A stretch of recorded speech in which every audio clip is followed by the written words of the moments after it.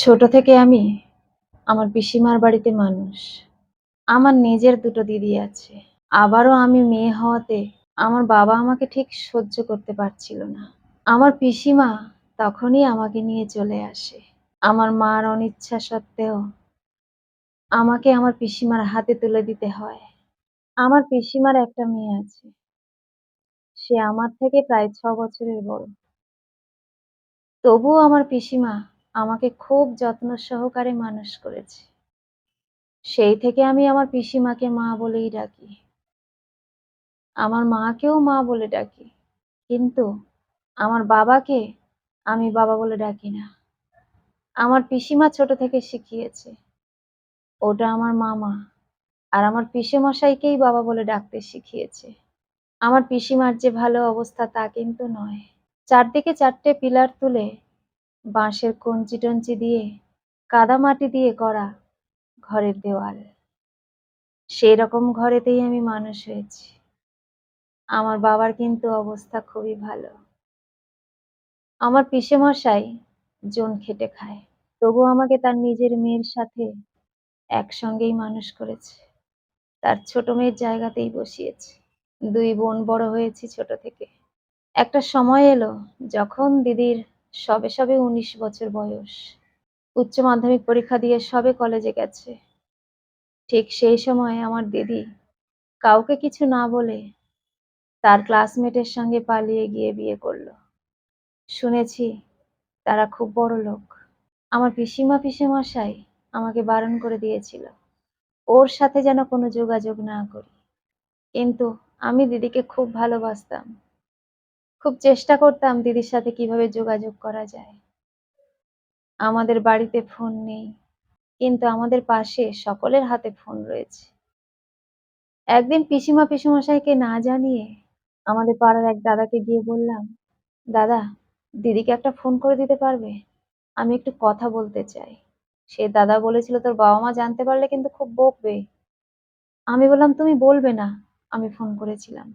সে আমার উৎসাহ দেখে ফোনটা করে দিতে বাধ্য হয়। আমি যখন দিদিকে ফোন করি, তখন প্রায় ৬ মাস কেটে গেছে। যে দিদির সাথে ছোট বয়স থেকে মানুষ হয়েছি, আজ ৬টা মাস তাকে না দেখে, তার কথা না শুনে কাটিয়ে দিচ্ছি।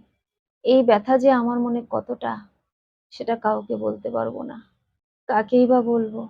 আমার বাবা-মা নিজেরাই তো কাতর। আমাকে কিন্তু বুঝতে দেয় না। আজ ৬ মাস পর দিদির সাথে কথা বলছি। ও প্রান্ত থেকে দিদি বলল, "কে?" আমি তখন খুব উৎসাহ নিয়ে উৎকণ্ঠায় বললাম, "দিদি আমি। তুই ভালো আছিস?" আমার দিদি আমার গলা শুনে বুঝতে পারল, "হ্যাঁ, হ্যাঁ, ভালো আছি, ভালো আছি। তুই ভালো আছিস তো? বাবা-মা ভালো আছে?" আমি বললাম, "তোকে ছাড়া ভালো কি করে থাকবো দিদি? একসঙ্গে বড় হয়েছি তুই আর আমি। আজ ৬ মাস তুই নেই। তোর কথা শুনতে পাচ্ছি না। তোর সঙ্গে ঝগড়া করতে পারছি না। তোকে চোখে দেখতে পাচ্ছি না। ভালো কি করে থাকবো দিদি? আর বাবা-মা তো কিছু বুঝতেই দিচ্ছে না। তোর উপর খুব রেগে আছে।" দিদি বলল, "রেগে থাকে, রেগে আছে। আমার কি যায় আসে?" আমি বললাম, "তুই আসবি না দিদি?" ও সঙ্গে বলল, "না, আমি আর ওই বাড়িতে যাব না। ওই কুঁড়ে ঘর বাঁশ চারা দিয়ে বানানো। কে যাবে ওই কুঠুরিতে? আমি বড়লোকের বাড়িতে বিয়ে করেছি। দোতলা বাড়ি আমার। পারলে বরং তোরাই এসে দেখে যা।" দিদির কথা শুনে বুঝলাম, দিদির মনে অহংকার চলে এসেছে। তার শ্বশুরবাড়ি বড়লোক। দোতলা বাড়িতে থাকে। এতদিন মাটির একটা ছোট্ট কুঁড়ে ঘরে ছিল। সত্যিই তো, কার বা ইচ্ছে হয় এরকম বাড়িতে আসতে? আমি বললাম, "দিদি, তুই তো কাউকে কিছু না বলেই চলে গেলি। কিছুই জানতে পারলাম না। হঠাৎ করে তুই চলে গেলি। বিয়ে করে তাও। এটা কে বা মেনে নেবে বল? বাবা-মা কখনো মেনে নিতে পারে? সবাই যে বাবা-মাকে খুব খারাপ কথা শোনাচ্ছে তোর জন্য। বাবা-মার কি রাগ হওয়াটা স্বাভাবিক নয়?" ও চুপ করে রইল। আমি আবার জিজ্ঞেস করলাম, "জামাইবাবু কি করে রে দিদি?" দিদি বলল, "ও কিছু করে না। ও তো আমার সঙ্গে পড়াশোনা করছিল। কি করবে?" আমি বললাম, "তাহলে জামাইবাবু কিছু করে না, আ বিয়ে করে নিলি, ওরা তোকে তুলে নিল?" ও বলল, "১ম এ তুলতে চায়নি। তারপরে সব ঠিক হয়ে গেছে। আমি বললাম, "কয় ভাই বোন?" ও বলল, "৩ ভাই। আমি মেজো।" আমি বললাম, "ও আচ্ছা। আর কিছু বলবি না তোর বাড়ির সম্পর্কে? তোর ভাসুর বা তোর দেওর কি করে?" দিদি বলল, "আমার ভাসুর চাকরি পেয়েছে সবে। ওইজন্য সে এখন বাইরেই আছে। আর আমার দেওর পড়াশোনা করছে, বাচ্চা ছেলে।" আমি বললাম, "তাহলে তুই আসবি না দিদি?" ও বলল, "না, একবার তো বললাম, আমি আর ওই বাড়িতে যাব না।" আমি বললাম, "ঠিক আছে। বাবা-মা বারণ করে দিয়েছিল তোর সঙ্গে যোগাযোগ করতে। আমি লুকিয়ে, লুকিয়ে দাদার কাছ থেকে ফোন করছি। যাক ভালো লাগলো তুই ভালো আছিস শুনে।" আর একবার বললাম, "একবার আসিস না দিদি? হয়তো তোরা এলে বাবা-মা তোদের মেনে নেবে। বাবা-মায়ের মনে যত রাগ আছে সব ভুলে যাবে। একবার আয় না।"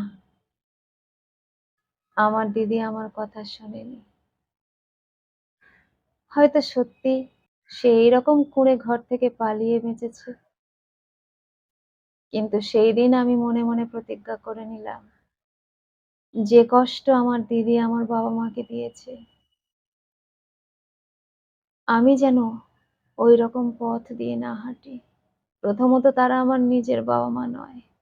আমার বাবার রোষের হাত থেকে বাঁচানোর জন্য আমার এই বাবা-মা আমাকে নিয়ে চলে এসেছিল। এই বাবা-মা যদি আমাকে মানুষ না করত, জানি না জীবনে কত অবহেলা আরো সহ্য করতে হতো।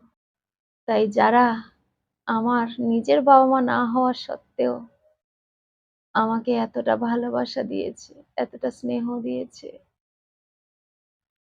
আমি যেন তাদের মুখে কখনো চুনকালি না মাখাই। এটাই আমার কাছে এখন সবথেকে বড় প্রতিজ্ঞা। কলমে ও কণ্ঠে, সোমা।